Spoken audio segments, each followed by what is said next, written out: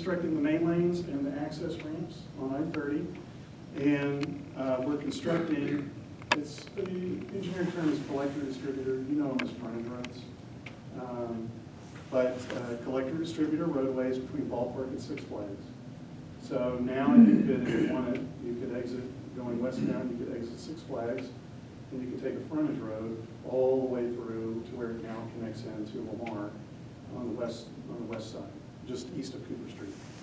360, we will be putting 6 to 8 general purpose lanes in. We're reconstructing the main lanes, the ramps, and the frontage roads.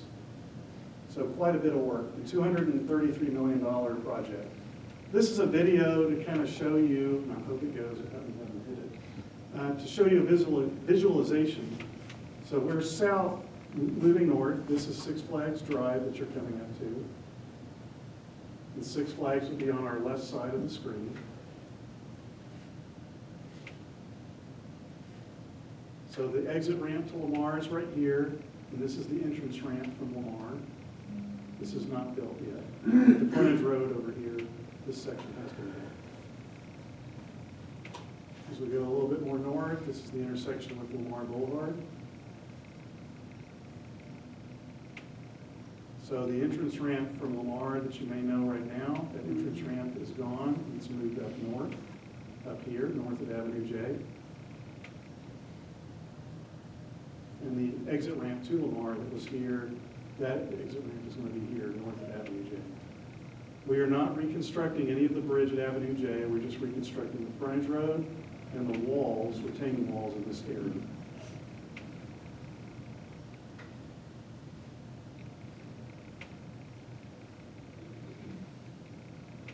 Everyone loves Cracker Barrel right there.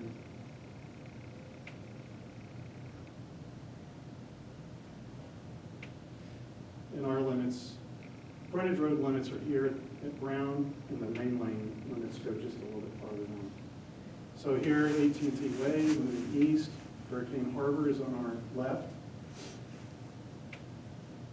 This is Copeland Road.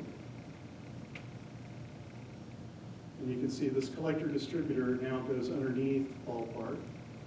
We will still keep the loop ramp, but the loop ramp will only let you go south on Ballpark because there's a new exit ramp that takes you up 3 kilometers on Ballpark. This is the exit for Six Flags Drive, and Copeland comes together.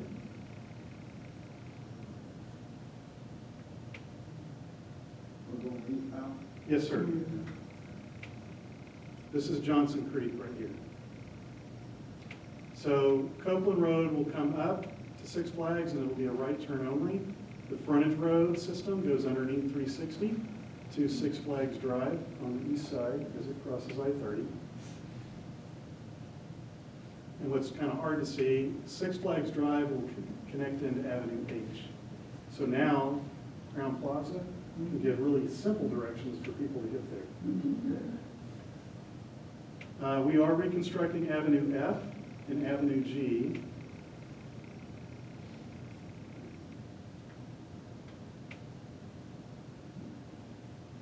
And this will have the express lanes in the center when we're finished as well.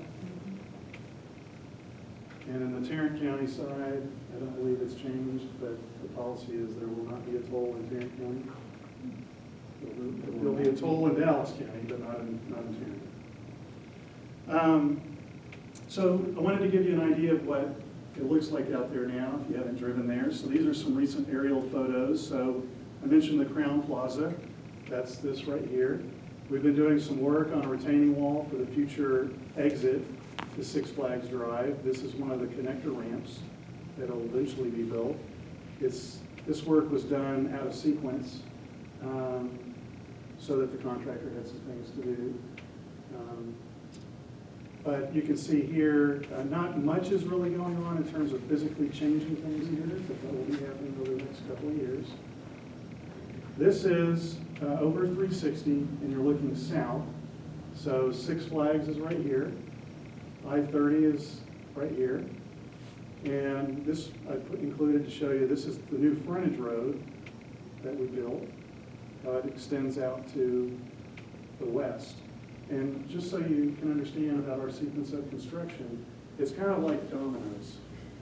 We built the new southbound frontage road to the west so that we could move the traffic over from the southbound frontage, and we demolished our first bridge in November. In place of that bridge will be the southbound main lanes. So we'll build the new southbound main lanes. When that's ready, we'll move the southbound main lanes over to the new bridge. We'll tear the old one down. Then the new northbound main lanes will come up. And then when that's finished, we'll move northbound. And then we'll build the frontage road. And then, so it's like a series of dominoes. And this is a look over 360. Six Flags is here. We're looking north, and you can see the frontage road as it connects into Six Flags. Copeland has been closed. We're reconstructing that. We're putting in a new water line for the city as it goes around. You can see the structures right here. Those are the bridge structures, some of the bridge structures for the new southbound main lanes that the contractor was able to put in. This right here, and kind of coming this way, there's been a lot more work, but this is the entrance ramp from Lamar coming into 360 southbound location. All this mess over here, that's the contractor yard and concrete batch plant. Very well located for the project. This is over I-30, and we're looking to the east. So again, now Six Flags is on our right side. So this is 360. And you can see in here, this is the exit ramp right now. It's open for ballpark. It's going to the future frontage road system that will eventually connect all the way back to Six Flags. And currently they're building the bridges in the main lane area over Johnson Creek. They've also been working on building the bridge here. This is the old structure, but the new structure for Copeland Road over Johnson Creek, making that connection. And this is at Ballpark. In the northeast corner, this is the field office where you go to, right? So this is Ballpark Way. There's the ballpark in the background. And so we're reconnecting or rebuilding this cloverleaf, again, as I told you, it's a southbound direction only. This cloverleaf has been built, but we're using it as access for the field office. But eventually you'll be able to go to northbound Ballpark, come around on the collector distributor, come over this way, and then re-enter I-30 from just west of Bear Farm, which you do today. So we're building that. We're changing some of the walls in this location and making that connection. All right, so for the contractor, construction began in spring of 2016. Now our construction is going to end in 2021. I don't have a magic crystal ball to tell you if it's January or December. I would say always plan on Murphy to show up in a construction project and think that it's going to be December. Until we get closer, I can't, down to the season. Wasn't it originally supposed to be finished in 2020, but I heard on the radio that it was weather and something else that stalled it out? So we've actually had a lot of things with the project. The hurricanes, we had electrical crossings, encore crossings over I-30. And when we needed them to be moved, their crews were actually responding in Puerto Rico and in Florida and in North Carolina to the hurricanes. We've had that happen. We've had a lot of unexpected utilities. We've had lots of difficulties with utilities. Around Lamar, Atmos and AT&T had to go underneath 360 parallel to Lamar. And there's some rock in there. They were trying to bore. They broke bits. They broke machines. They had to bring crews in and out. It's been a challenge with utilities. But the good news is this. All the utilities on the west side are now clear. We don't have the utilities. So the contractor on the west side really has the wheel to the schedule train, so to speak, because those conflicts are now not present. And we're working on all the utilities. We're very far along on the east side, which is much further in the project. The contractor does work 6 days a week out there routinely. And because we're so close to the entertainment district, and just a few events are held in the entertainment district.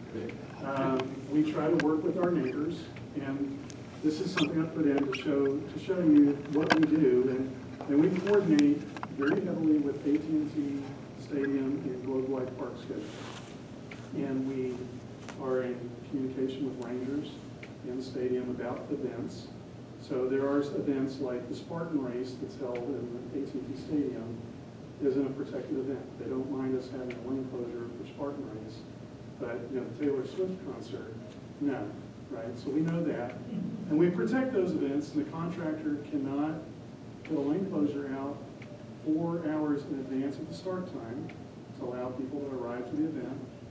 They have a little window after that, depending on how long the event is, but they can't have another lane closure 1 hour before the scheduled end and then 2 hours after. So a 3-hour window on the back end to let the traffic leave.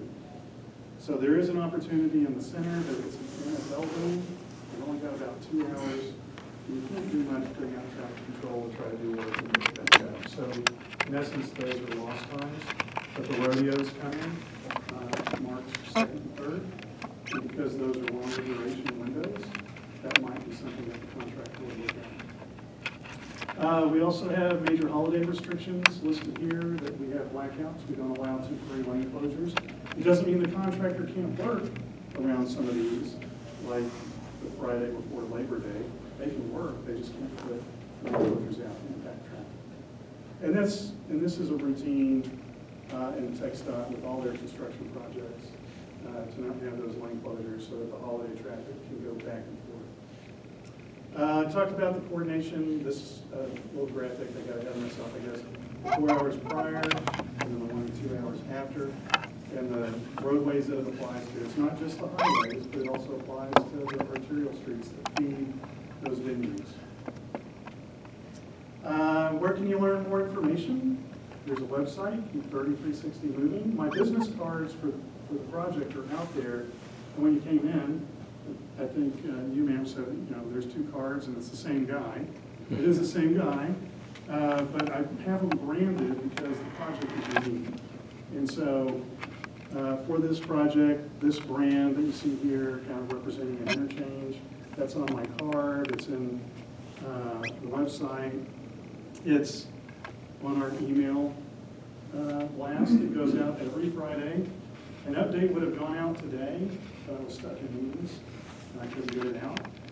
But this goes out, and I say there it's free, it doesn't cost anything. Just sign up. Tell your friends about it. Get them to sign up.